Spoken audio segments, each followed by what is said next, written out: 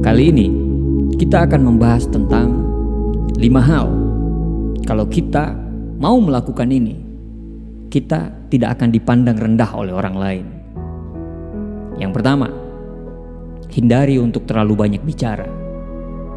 Semakin banyak bicara, semakin banyak kesalahan dan kebohongan yang keluar dari mulut kita. Semakin banyak bicara, kita akan sangat mudah diprediksi dan gampang dinilai oleh orang lain.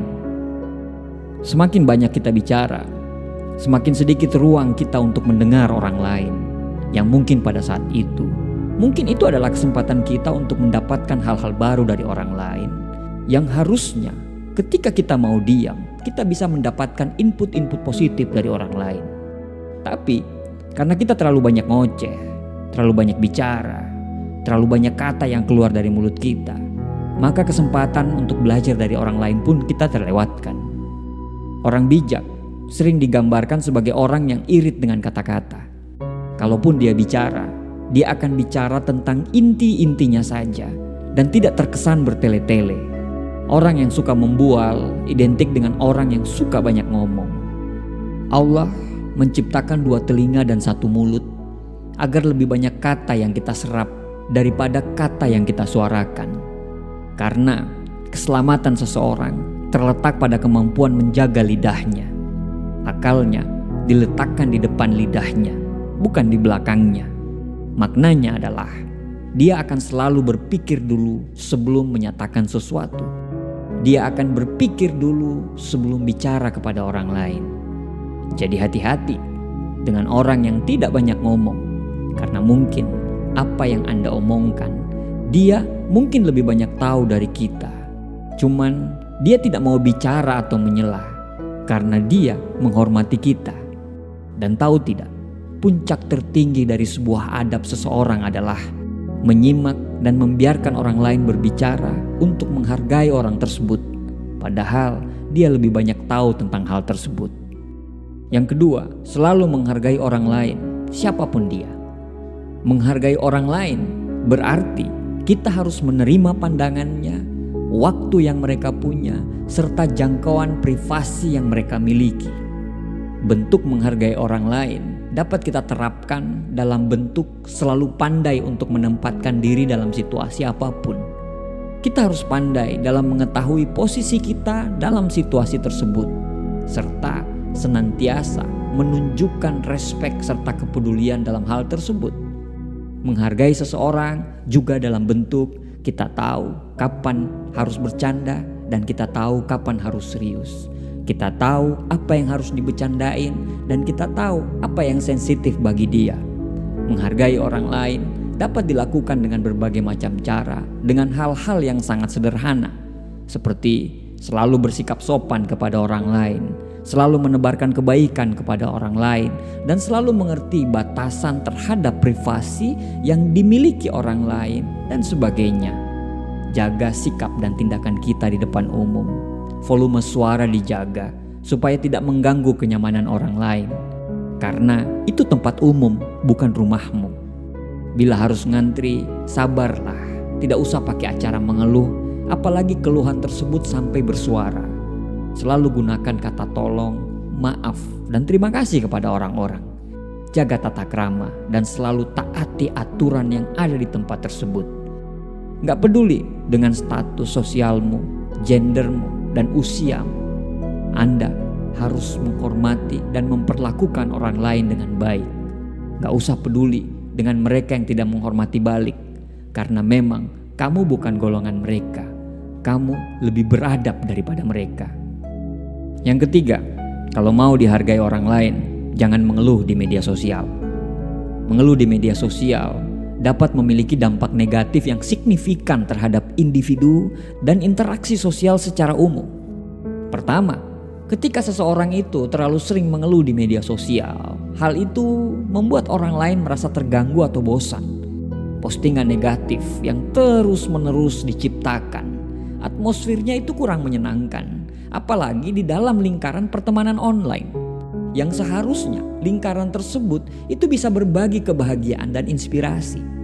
Selain itu, mengeluh di sosial media juga bisa berdampak buruk pada kesejahteraan mental individu-individu yang mengeluh, terlalu sering merinci masalah, dan terlalu sering berkata tidak puas secara terbuka dapat membuat seseorang itu terus-menerus merenungkan bahwa apa yang terjadi dalam hidupnya itu selalu negatif.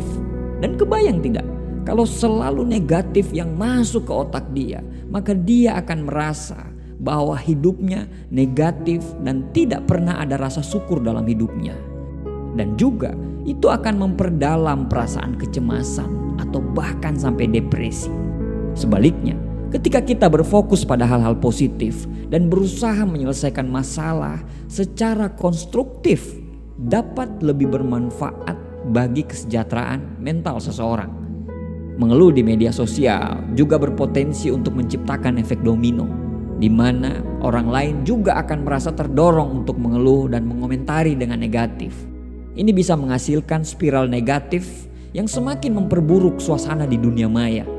Oleh karena itu, penting untuk kita berpikir 2 kali sebelum mengeluh di media sosial.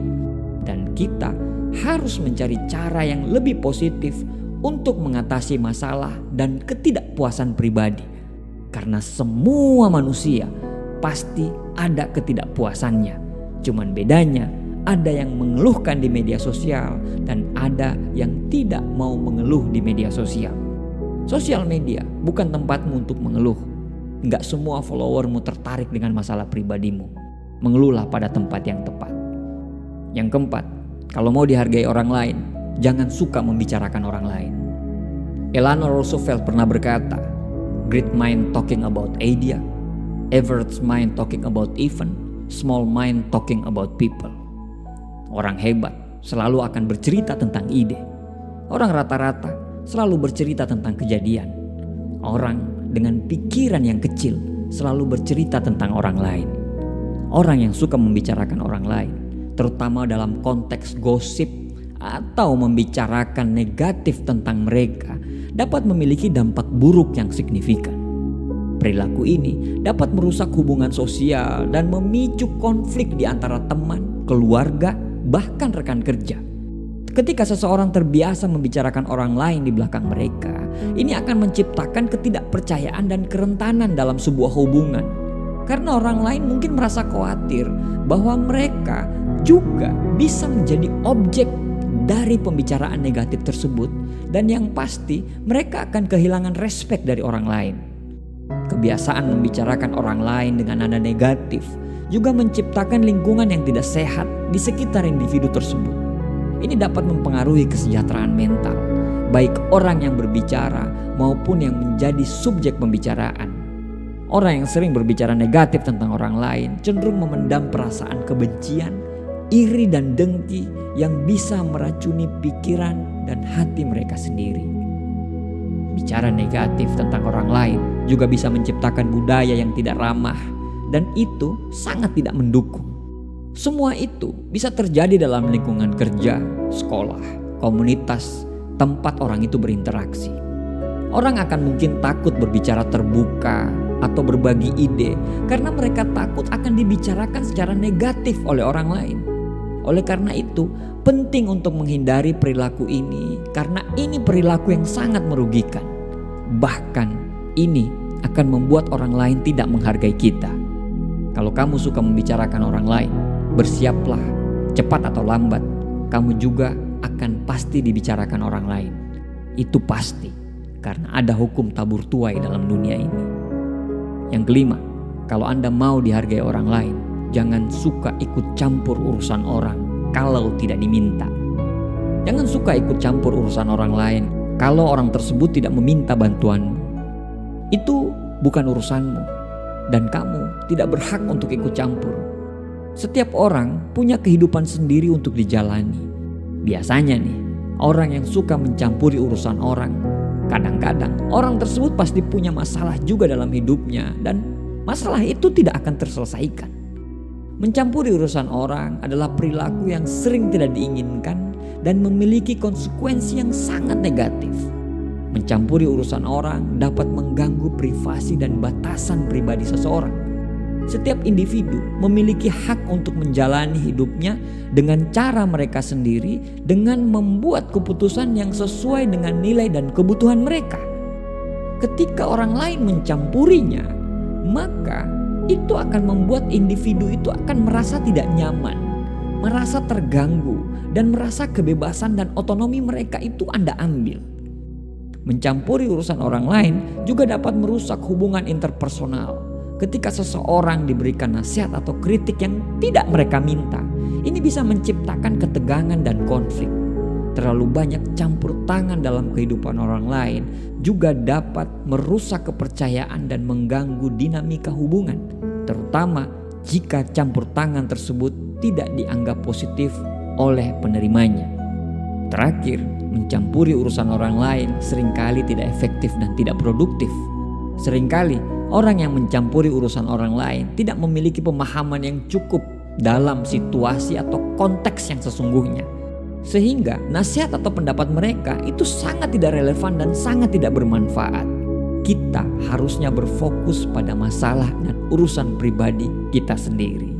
Dan jika seseorang membutuhkan bantuan dan nasihat, sebaiknya mereka meminta secara aktif daripada menerima campur tangan yang tidak diundang.